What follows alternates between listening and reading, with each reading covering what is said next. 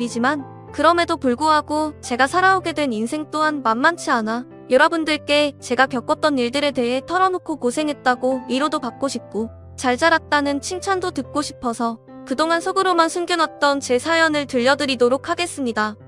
저는 밑으로 나이 차이가 꽤 나서 이제 막 성인이 된 남동생이 하나 있습니다. 제가 성인이 되고 나서 거의 키우다시피 했어요. 제가 그럴 수밖에 없었던 이유를 설명을 드리자면 부모님을 사고로 한순간에 두 분 다 잃었기 때문입니다.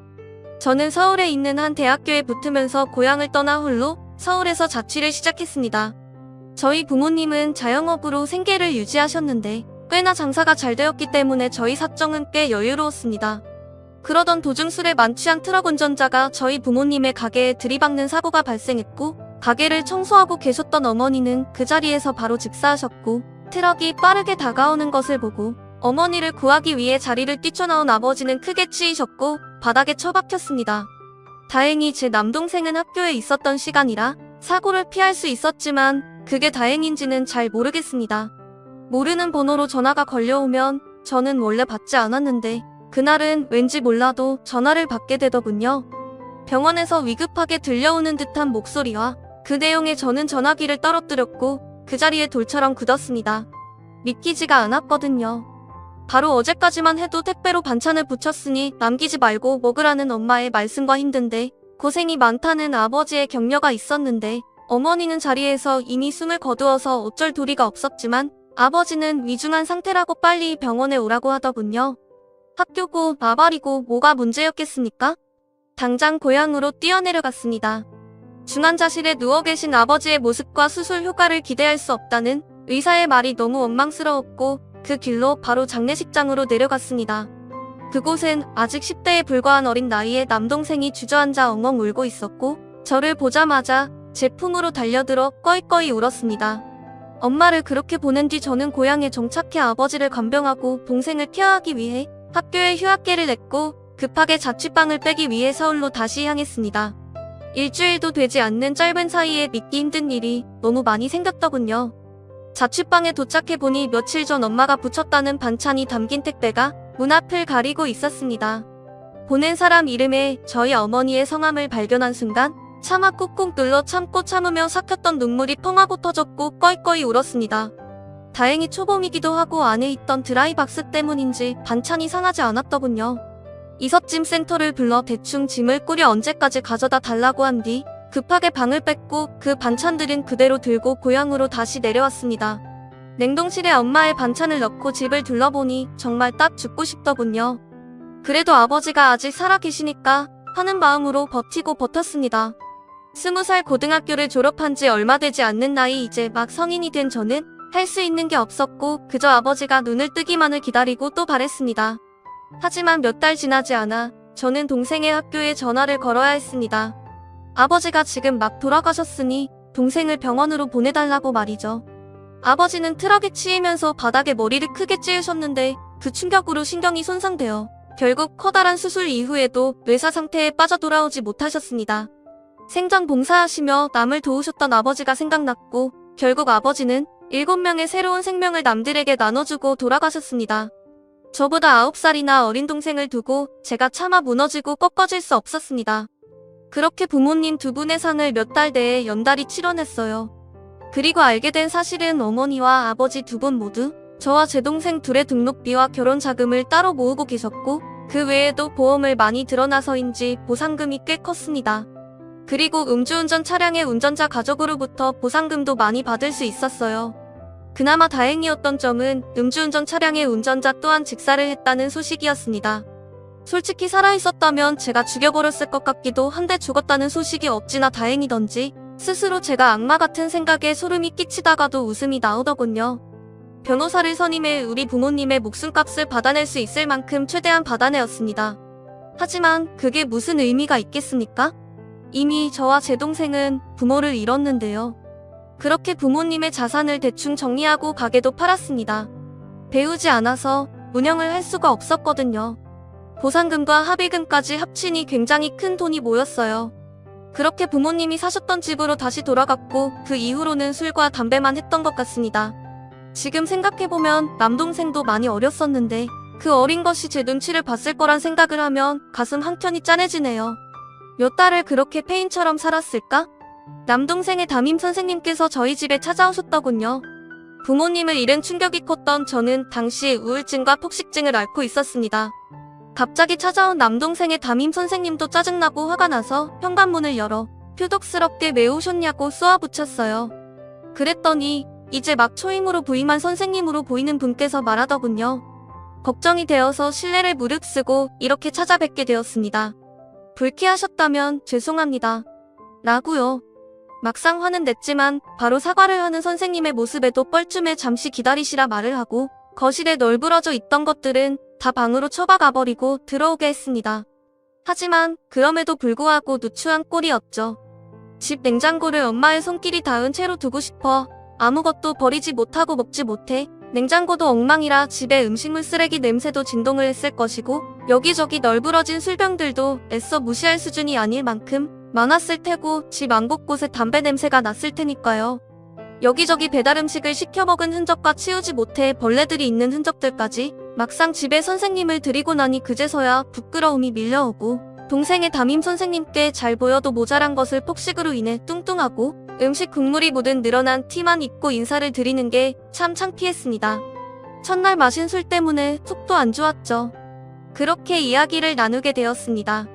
담임 선생님이 제게 한 이야기는 충격적이었습니다. 부모님이 돌아가시기 전 남들과 다른 활발함으로 반의 분위기를 주도하는 분위기 메이커였고 친구들에게 둘러싸여 있었다는 제 동생이 지금 왕따를 당하고 있다고 하더군요.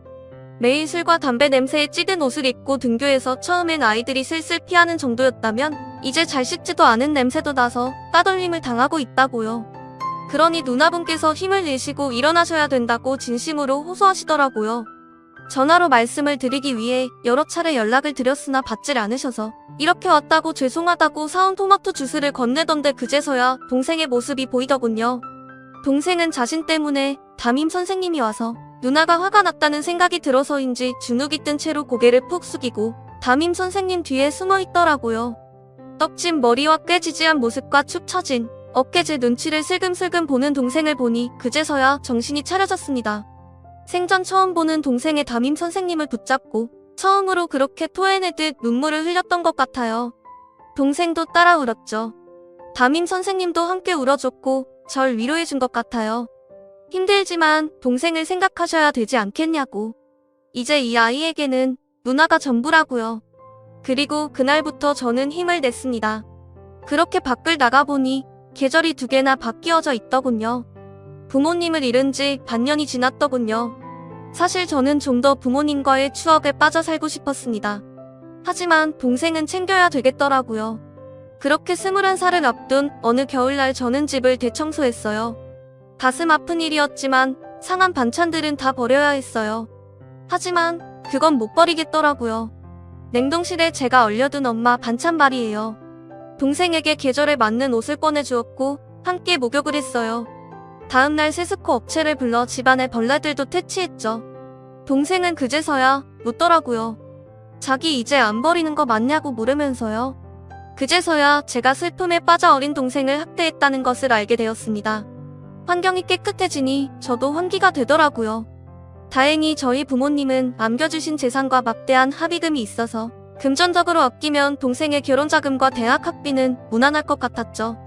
그때 담임 선생님의 도움을 참 무지하게 많이 받았습니다. 21살의 어린 여자가 할 줄 아는 게 무엇이 있겠습니까? 살림도 엉망이고 요리도 엉망이고 뭐 그랬죠. 그랬던 저는 오빠처럼 물어봐도 괜찮으니 삶을 포기하지 말라는 담임 선생님의 인쇄치레. 정말로 오빠 거리며 이것저것 묻고 도와달라고 도움을 청했어요. 그리고 우울증과 폭식증을 고치기 위해 상담을 다니기도 했고 운동을 다니며 몸도 마음도 건강하게 돌리려고 많은 노력을 기울였습니다. 그렇게 지내니까 처음에 저는 모든 사람들이 저를 동정하고 있다고 생각하고 부정적으로만 받아들였는데 환경을 바꾸고 생각을 바꾸니 참 고마우신 분들이 많더군요. 동생의 친한 친구들의 어머님들도 저희 집에 들러 이것저것 도움을 주고 알려주기 시작하셨죠. 그렇게 도움을 받으며 지내길 반년. 그는 담임 선생님께서 제게 복학을 권하더군요. 대학교는 계속 다녀야 되는 것은 아니냐고요. 하지만 제가 서울에 아이를 데리고 이사를 가버리면 아이의 정서적인 문제나 그런 것들이 많은 영향을 받을 것 같았고 그럴 바엔 재수를 하겠다 싶었어요. 제가 완벽하게 케어를 해주지 못하니 동생은 환경이라도 바꾸지 말자 싶었거든요. 그렇게 재수 반년 끝에 성공했고 고향에 위치한 국립대에 다니게 되었어요. 어쩔 수 없이 학과 생활에는 많은 열의를 쏟지 못했어요. 알바도 해야 했으니까요. 차마 목숨값으로 남겨주신 돈은 쉽게 사용하지 못하겠더라고요. 등록금 학비 이런 것들은 괜찮았는데 생활비는 참 못쓰겠어서 벌었거든요.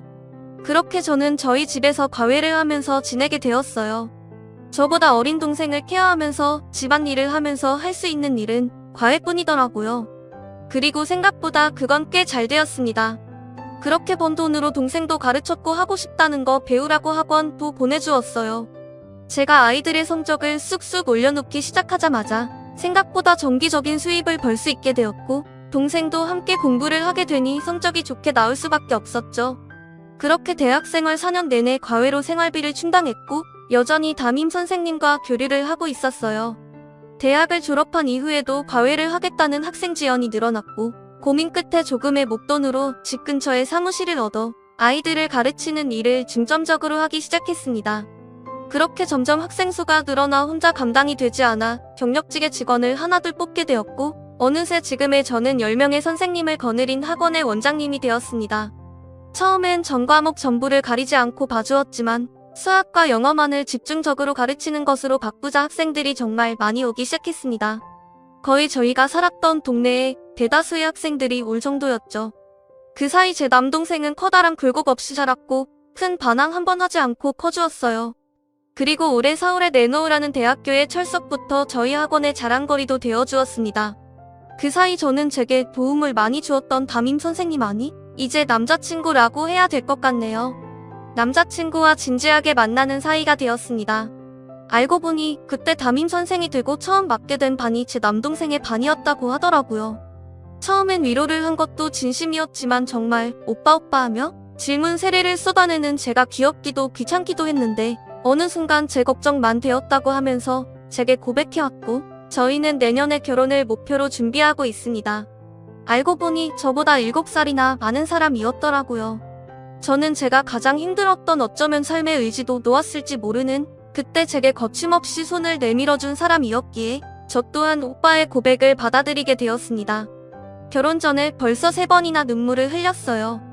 결혼을 허락받게 되었을 때도 저희 부모님의 산소에 직접 찾아가서 인사를 드렸고 산소에 대고 걱정하지 말라고 평생 잘 대해주겠으니 마음 놓고 하늘에서 지켜봐 달라는 모습에 한번 눈물을 훔쳤고 예비씨 부모님을 뵙게 된 날에도 부모가 없다는 점을 하자로 보시면 어떡하나? 점점 근근했던 것이 우습게도 예비씨 어머니께서 그동안 고생이 얼마나 많았겠냐고 어린 나이에 잘 자라왔다고 제 손을 쓰다듬으며 눈물 찢는 모습에 2번 눈물을 훔쳤고 얼마 전 스승의 날인 5월 15일 동생이 서울에서 집까지 내려와 제게 꽃다발과 선물을 건네주더라고요.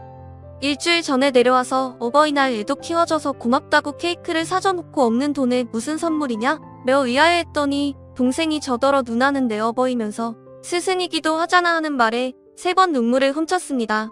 아직도 제 눈에는 여전히 아이 같은 제 남동생도 이제 스스로 앞길을 찾아나가는 모습이 대견하고 그러게요. 저는 내년 4월에 결혼이 예정되어 있어요. 다행히 예비씨 부모님이 되실 분들도 그리고 제 남편이 될 분도 인성이 남다르게 좋으세요. 하긴 콩 심은데 콩나고 팥 심은데 팥이 난다고 하는데 그런 부모님을 보고 자라 제 남자친구도 좋은 사람인 것이겠죠. 남자친구는 제가 남동생의 뒷바라지를 하고 싶다고 말을 재꺼내기도 전에 먼저 말을 꺼내더라고요. 제 동생이 돌아올 집은 여기라고 말이에요. 제가 어쩌다 이렇게 착하고 좋은 남자를 만난 것인지 모르겠어요. 하늘에 먼저 가 계신 부모님의 선물이라는 생각도 들고 남동생이 이어준 인연이란 생각도 드네요. 남들은 희망찬 대학 생활을 하기 시작했을 때 저는 제게만 일어난 이 일이 너무 믿겨지지 않았고 뻔뻔스럽게 합의를 해주면 안 되냐는 가해자 측 가족의 말에 화가 주체되지도 않았습니다. 결국 금전적으로는 이득을 얻었지만 그 이득을 얻은 대가로 부모가 없어졌다는 것은 큰 상실이었죠. 저는 챙겨야 할 어린 가족이 남아있었기에 남들보다 훨씬 더 일찍 홀로 서기를 시작했고 그 과정에서 수도 없이 무너지고 힘들었고 막 말로 때려치우고 어딘가로 도망가고 싶었던 적도 수도 없이 많았습니다. 그럴 때마다 돌아가신 엄마 아빠가 얼마나 보고 싶고 그리웠는지 몰라요. 하지만 그렇다고 해도 동생 얼굴을 떠올리면 도망치고 싶다가도 정신이 차려지더라고요. 지금은 다행히 좋은 사람들을 만나게 되어 지금 이 정도의 사회적 성공을 거둘 수 있게 되었습니다. 그리고 그 좋은 사람들 덕분에 제가 포기하지 않고 나쁜 길에 빠지지 않았다는 생각도 듭니다. 그래서인지 저는 아직도 세상은 따뜻하고 살만하다고 생각이 많이 듭니다. 제가 제 이야기를 보낸 이유는 제 이야기가 어떤 이들에게 희망이 되었으면 하는 마음 때문입니다.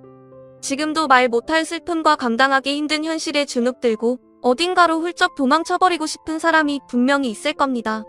정말 뻔한 말일 수 있겠지만 그런 분들께 하고 싶은 말은 조금만 더 버티라는 말입니다. 조금만 더 해보세요. 분명 하실 수 있을 거예요. 저도 제 인생에 볕들 날이 올 줄 몰랐고 묵묵히 앞만 보며 헤쳐나가기 바빴어요. 그런데 어느 순간 정신 차려보니 이미 볕을 보고 있더라고요. 그러니 제 이야기가 그런 사람들께 도움이 되었으면 좋겠다는 마음으로 이렇게 글을 썼습니다. 제 살아온 인생 이야기를 들어주셔서 너무너무 감사합니다. 여러분들도 행복한 하루 되시길 바라며 이만 글을 줄이겠습니다. 감사합니다. 다음 사연입니다. 안녕하세요. 올케가 좀 답답하기도 하고 중간 역할을 못하는 남동생이 좀 한심하기도 해서 하소연이라도 하려고 글을 적습니다. 얼마 전에 올케에게 몇 마디 했는데 제가 시짜짓을 한 건 아닌지 많은 분들에게 판단을 받아보고 싶기도 하고요. 저는 아직 결혼을 안 한 직장인이고 남동생은 결혼을 했습니다. 처음에 올케가 저희 집에 인사를 왔을 때 그냥 무난한 사람이구나 했습니다. 남동생이 결혼 준비를 하면서 올케가 결혼 후부터 전업주부로 지낼 것이라고 했습니다. 저도 그렇고 저희 부모님도 그냥 그런가 보다 했고요. 남동생의 신혼집은 저희 부모님이 해주셨고 올케는 혼수를 해왔습니다. 그 외에 서로 주고받은 것은 결혼 반지 외에는 거의 없고요. 부모님은 저와 동생 이렇게 둘밖에 없는 자식 신혼집은 해주시겠다고 늘 말씀하셨었습니다. 그래서 실제로 남동생 결혼할 때 신혼집을 해주신 것이었고요. 남동생네는 결혼하고 6개월쯤 지나고 임신 사실을 알려왔습니다. 저희 가족 모두 너무 기뻤고요. 남동생도 행복해하는 것 같아서 다 좋았습니다. 남동생과 어린 시절에 싸우기도 많이 싸웠고 현재도 다정한 말을 주고받는 것은 전혀 없는 현실 남매이긴 하지만 저에게 조카가 생긴다는 기대감에 정말 가슴이 떨릴 정도로 기뻤습니다. 올케는 저희 집 분위기에 좀 불만을 가져왔나 봅니다. 저희 가족은 각자 플레이가 좀 강하다고 해야 하나요? 어렸을 때는 저희 집에 제사가 많았던 것으로 기억하는데 어느 땐가 아버지가 전부 정리하고 할아버지 할머니 제사만 지내기로 결정하셨습니다. 제사 음식을 할 때도 꼭 필요한 음식들만 아버지가 마트에 가셔서 직접 사오시고 제사를 빨리 끝낸 다음에 외식을 하자고 하십니다. 제사 지내고 나가서 부모님, 동생네 부부, 저 이렇게 외식을 하고 동생네는 곧바로 자기네 집으로 갑니다. 저희도 돌아와서 설거지나 뒷정리는 저와 엄마가 했죠. 명절에는 부모님 두 분이서 여행을 가시니 남동생은 당연히 처가에 가는 날로 알고 있더군요. 부모님은 자식들이나 며느리에게 자주 전화를 하지도 않습니다. 동생네가 저희 집에 자주 찾아오지도 않았고요. 동생네가 오면 반겨주기는 합니다. 엄마는 결혼한 동생을 남이라고 말할 정도였어요. 올케의 임신 소식을 듣고 저는 너무 기뻐서 동생에게 농담식으로 너 쓰지 말고 올케 갖다 주라고 말하며 100만 원을 주었습니다. 저희 부모님도 올케에게 축하한다고 제가 정확한 금액은 모르겠지만 용돈을 주신 것으로 알고 있습니다. 남매 사이에 각별한 정이 있는 것도 아니고 아직 올케의 뱃속에 있는 조카인데 제가 도대체 왜 그러는지 저도 모를 정도로 저는 조카 바보인 것 같습니다. 올케가 보여주는 초음파 사진만 봐도 너무 귀엽고 예쁘다는 생각이 들어요. 엄마도 좋아하시긴 하지만 아빠도 저만큼 좋은 티를 내십니다. 벌써부터 아기용품이나 임산부에게 좋은 것만 보면 사고 싶어 하세요. 아빠 혼자서 딸이면 좋겠다고 설레고 계시더라고요. 얼마 전에 올케를 불러서 임산부에게 좋은 영양제를 선물하고 만난 김에 올케 먹고 싶은 거 사주겠다고 둘이서 만났습니다.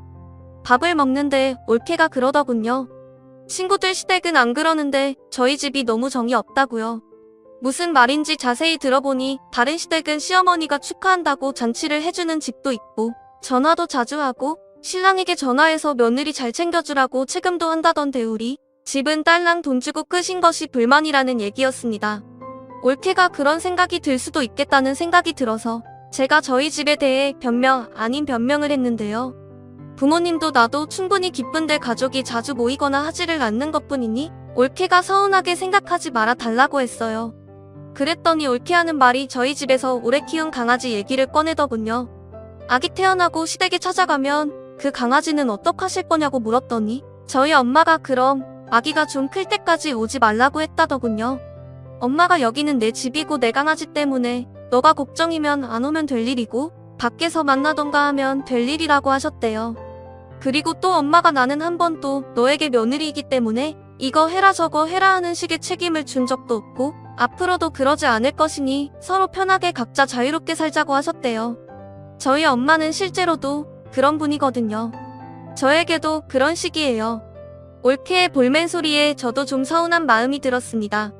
그래서 제가 결혼한 친구들에게 얘기해보면 시댁은 터치를 안 하면 그게 최고라고들 하던데 우리 집 분위기 정도면 괜찮은 것이 아니겠냐고 올케에게 물었어요. 그랬더니 올케는 형님 친구들이 안 좋은 시댁을 만난 것뿐이라고 하더군요. 자기 친구들은 시댁에 엄청 대접받고 산다면서요. 그래서 제가 올케에게 그랬어요. 올케가 그런 서운한 마음이 드는 것도 이해가 가는데 일단 임신했다고 시어머니가 잔치까지 해준다는 말은 처음 듣는다. 나는 조카 생긴다고 충분히 설레이고 있고 올케에게 돈도 주고 영양제도 선물하려고 만났다. 아빠는 혼자 들떠서 아기용품 좋아 보이는 것을 보면 벌써부터 사서 집에 쌓아두고 있다. 이 정도면 나쁘지 않은 시부모와 시누이 아니냐라고 했습니다. 결혼한 친구들에게 시어머니, 시누이에 대한 뒷담화를 많이 들어왔기 때문에 올케가 제가 좋은 의도로 하는 말도 부담스럽게 들릴 수 있는 것을 잘 알고 있었습니다. 그래서 나름 부드럽게 말했습니다. 제 말에 올케는 그래도 이렇게 정이 느껴지지 않는 것은 아니라는 생각이 든다고 하더군요. 그럼 올케가 전업이라고 매주 주말마다 집에 불러들여서 음식 해먹고 수시로 우리 엄마가 올케네 찾아가서 대접받고 오면 정이 느껴지겠냐고 했습니다.